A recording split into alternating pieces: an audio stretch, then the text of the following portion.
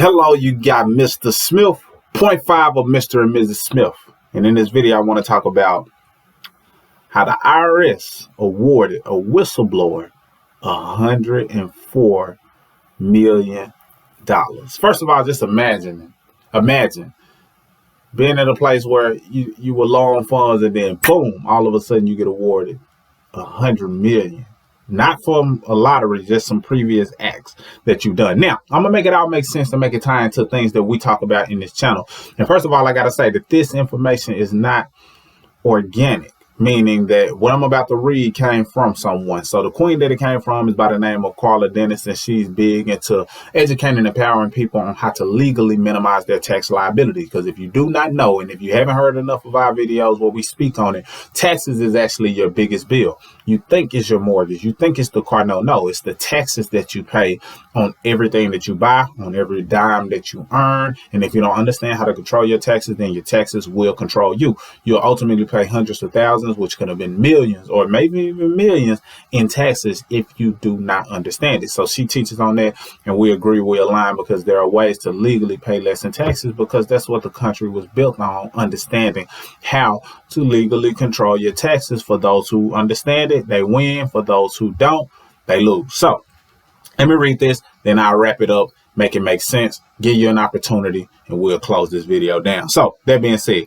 Karla Dennis said, hi, because I'm on the email list. You know, she sends a ton of good value. But anyway, she said, Bradley Birkenfield, I believe that's his name, Birkenfeld, was released from prison in Pennsylvania after serving 2.5 years for his role as a Swiss banker who helped rich Americans dodge taxes. About a month later, 47-year-old Birkenfeld was standing in the kitchen of his small rental house in Raymond, New Hampshire, contemplating what to do next. He was an ex-con, unemployed, and blacklisted from his old career as a banker. Then his lawyer walked into the room and handed him a check for $104 million from the U.S. Treasury. It was his cut as a whistleblower from the $780 million settlement that his former employer, UBS, paid to the IRS. Yes, this is a true story. And yes, as crazy as it sounds, someone should probably make a movie about it.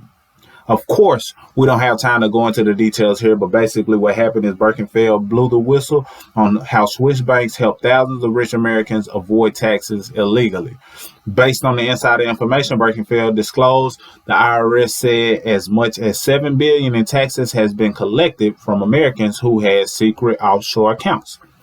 But then they arrested him, which many argue would send the wrong message to other potential whistleblowers out there. So perhaps the Justice Department had a change of hearts while he sat in prison, which is maybe one reason they decided to cut him in on some of the cash they collected because of his decision to expose this corrupt system.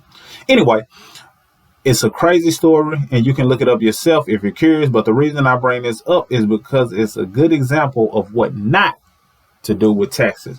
With so many legal ways to lower your taxes, it's unwise to engage in illegal activities like having offshore accounts where you hide your money from the IRS. You don't have to do that if you know how to use the tax code like smart and wealthy people do. So I'll wrap up the reading on that. So basically, what does it mean? Do you know how to use the tax code like smart and wealthy people do?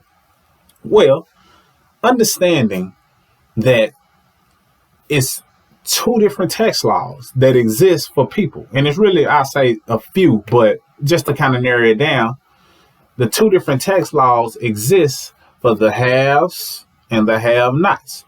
Those who have a business or own a portion of a business, and I'll get into that, or those who do not have a business nor own a portion of a business. So what do I mean? A person who works a job solely does not have any tax deductions unless they have a business or ownership in a business. So if you're solely working a job and that's the only place your income comes from, then you may want to reconsider, because you're losing a lot of your money via taxes. So you got to understand that you have to find a way Two, create another form of income or put your money in a place that allows you to legally lower your tax liability. And the importance of lowering your tax liability is quite simple. One of the early examples that I gave was a year I made $52,000 working a job, but I also had a business. And that side business over the course of months allowed me to write off, I believe it was $6,000 in tax deductions. So I got a standard deduction as a single individual with no kids, which was about $12,000. And then I got $6,000 in tax deductions, so a total of about $18,000. You take that $18,000 away from that $52,000, that left me with $34,000 as my new taxable income. So not only did I lower my taxable income, I also dropped the tax bracket, and as a return, I was able to bring in over $7,000 in the form of a refund due to using the tax laws to my advantage. That was one of my examples. So in knowing that, it made me realize, wow, a lot of people do different things in order to try to keep more of their tax dollars. That's why people try to claim kids on their, when they're filing taxes. They try to do all kind of manipulative stuff in order to make sure that they either get a bigger amount back or pay less in taxes. Well, the legal way of doing that is by being a business owner, keeping great records, making sure the business that you're doing is in pursuit of a profit, making sure you're providing a product or a service, not one of those things that doesn't have a product or a service and you're cashing in and cashing out. We ain't talking about that. We're talking about a legal, legit business. I don't care if it's online, because at one point online businesses were viewed a certain way, but now they starting to realize that online business does take work. And if a person is using an online platform to build their business, it counts. So you have to understand the things that you'll be able to write off, such as your internet, such as your phone bill, such as things that go into building your business, marketing, ad dollars, the whole nine, because it's not a walk in the park. And you just have to understand that certain things that you're spending money on can be tax deductible if you're tracking your records. And that's the key piece, tracking those records. So by knowing that, it made me realize, okay, instead of fabricating or doing anything illegal, people can just do this. So we just got serious about educating people on the power of having a home-based business, how I can lower your tax liability. Another way to lower your tax liability, and we teach this inside of our home-based business as well, is by being an investor. See, by being an investor is twofold. Not only do you get the benefit from the growth of your money once you invest it, and of course, investment has its risks. I'm not here to say that it doesn't, but it also has its rewards. And if you invest on a regular basis, then the rewards outweigh the risk. And if you do a little more homework, then the rewards get greater because you start to understand different things that can kind of, work out in your benefit in terms of investing. But how does investing lower your tax liability? It all depends on the vehicle that you use to invest in, because not every investment has tax deductions on the front end attached to it. There's always some tax perks with investments, but sometimes it may be on the back end, like you may not have to pay taxes on that money once it reaches a certain point, or you reach a certain age and you withdraw, or it's been in there for a certain amount of years. You may have to pay less taxes on the back end, but some investments allow you to write off dollar for dollar the amount that you invest. Now, that's not what this video is about. I'm not going to get into which type of investment does what. I just want to paint a picture that if you're working a job or if you have a home-based business, you need to make sure that you are keeping track of your records, and you want to be investing because it's a win-win scenario. You want to be investing a portion of your money on a regular anyway.